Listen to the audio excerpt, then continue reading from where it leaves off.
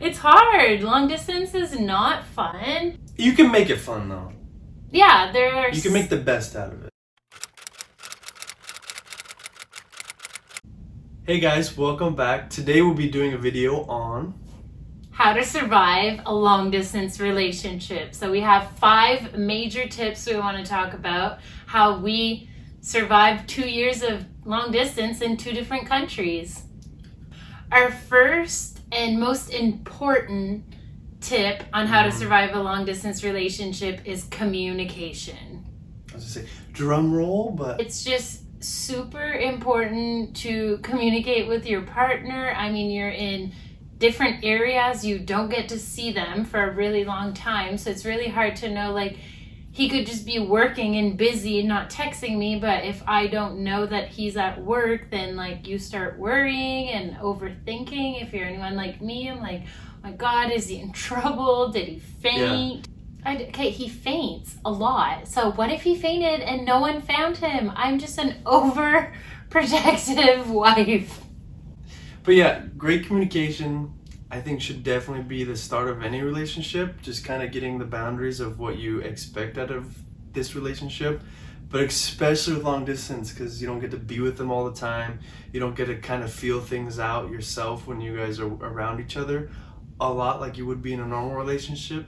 So with long distance, it's definitely important to like kind of say what you expect. And then just telling them simple things like schedules. One of the things we did is we turned on our location on both of our phones. So it was just so much easier for me to see, oh, Austin's at work on Saturday. Okay, I'll leave him alone for a few hours. Or like when I was going to work, he could just easily check on my phone and he just knew where I was. Another thing that was kind of helpful was when you do like the night shifts. So I'd like plan my schedule. She'd tell me I'm working tonight from this time to this time. Then I'd be like, okay, when I was in college at the time, so I'd be like, I need to get all my work done. So that way at this time, we can have like our time to like FaceTime. Yeah, you really had to like organize your time and your schedule to like fit in time to like talk to each other. I mean, when you go months without physically seeing each other, it's hard. So you need to make the best of it and like really be on top of communication. Number 2 was, start the drum roll. Number 2 was always having a trip planned. Yeah. Even sometimes we would do like 2 to 3 trips were already like booked and planned. I just need something to look forward to. Or like when we were saying bye to each other, it was so much easier to be like, hey, see you in 80 days. Although it sounds like a long time, we still knew that in 80 days we'd be seeing each other. Yeah, at least you knew then, not knowing when the next trip would be planned, how long it was going to be. It definitely made it easier. I mean, it was hard to begin with, but at least that little bit helped us get us through to the next trip and to just have something to be happy about, really. Another thing that goes along with this is definitely making the time worth it. Like definitely carving out. I mean, it's fun to see each other, but like a 2-day trip almost felt like wasted because it was like all the time and money to go into this. Might as well just like wait another month and we could book like a 2-week. You're here for 2 weeks and we get way more time. It's just like at that point you really have to make use of like all the energy going into everything, of taking time off, paying for everything, just like an allot time. Small trips are hard, especially if like each other's families like live nearby and like friends, they want to see you. So like you fly in and everyone wants to see you together. So you have all your friends messaging you, all your family wanting to plan like a little events. Paparazzi. Yeah, and next thing you know, you've got something planned every single day. So the third one on our list was make time for each other to do like a little game or watch a movie. Although you're like in a long distance relationship, you're still craving that like date night and attention from each other. So sometimes we would just like watch the same Netflix movie on FaceTime. Although it's not the same, it was like nice to be able to talk about the movie and like kind of... It's funny too.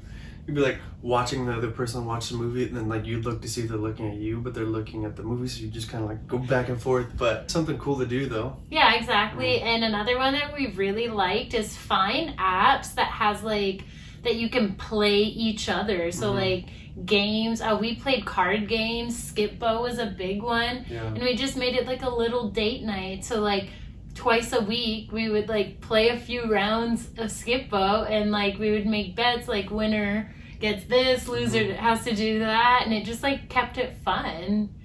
Oh, it was like fun being able to play the game and then be able to like text each other, like FaceTime, because then you could kind of get like the little bit of competitiveness going. Competitiveness.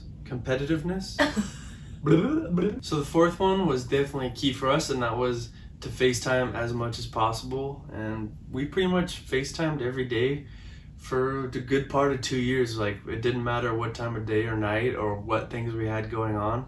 We pretty much always end our nights FaceTiming each other, whether that was like one of us practically falling asleep because we were waiting for the other one, but just to be able to like smile when like you have that FaceTime waiting for them to pop up, and then just to see their face and then you start to smile just because it's the best part of the day. Yeah, definitely FaceTime. Even if it's just for a few minutes, it was worth it. Like, I remember like there's some nights where like I had like my old iPhone and I'd have it in my hand. I'm like, this thing is on fire. Like 2 hours into a FaceTime, my phone's like literally like burning my hand, but I'm not gonna stop FaceTime. I'm gonna keep it going. The last tip for surviving a long distance relationship for us was personal objects. Yeah. So it was really nice when we were like saying goodbye. I would like bring a hoodie with me or like a t-shirt, and I'd sleep in his t-shirt or just like wear his sweater around the house. It was like nice to have something of his with me when he wasn't around. Don't lie. Did you ever wash it? I didn't wash it for the first little bit, but we went months without seeing each other. I had to. And then for me, what she would do for me sometimes was she would like write a written letter, or there's even one time where she put like a little picture in my wallet with like a written note, and then like texted me like once I was pretty much boarding my flight to like open my wallet and find a little surprise. So those things were definitely cool to just kind of have and reflect on and always have with you. Yeah, you definitely have to get creative. It can get pretty boring, repetitive. I feel like we don't have like a lot of memories together when we're just like FaceTiming all the time. So we pretty much just have to listen to each other's like days, which for us, it was pretty much just work and school because we worked crazy hours to like meet our goals to be able to live in the same country and move together. Yeah. Honestly, just hang tight. It does get better. Like once you reach your goal, it feels amazing. I've almost been in the US for a year and I feel it flew by. Like we've been having so much fun. Yeah, it's definitely worth it. It's just figure out the things that are going to work for you to make it a little bit easier to make it through to the other side. Just make sure you communicate and do the 5 tips we just talked about. All right, well, thank you guys for watching. We are the Montforts, and if you guys enjoyed our video, make sure you like, subscribe, and comment. See you later.